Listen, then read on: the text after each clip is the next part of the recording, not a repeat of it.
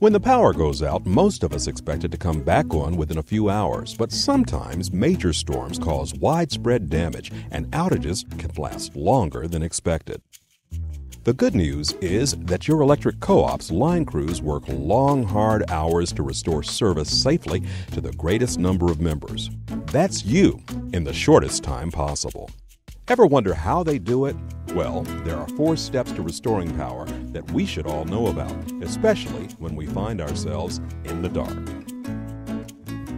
Step 1. Repair high-voltage transmission lines. Transmission towers and lines supply power to thousands of members. They rarely fall, but when they do, they must be repaired first before other parts of the system can operate. Step 2. Inspect distribution substation. Distribution substations receive high-voltage power from transmission lines, then disperse that power at a lower voltage to the co-op's main distribution lines. Depending on your electric co-op's service territory, distribution substations can serve either hundreds or thousands of members.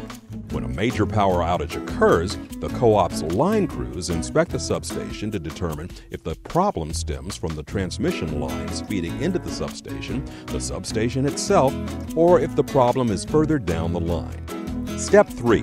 Check main distribution lines. If the problem cannot be isolated at a distribution substation, the main distribution lines are checked first. These lines carry power to large groups of members in your electric co-op's service territory. Step 4. Examine tap lines.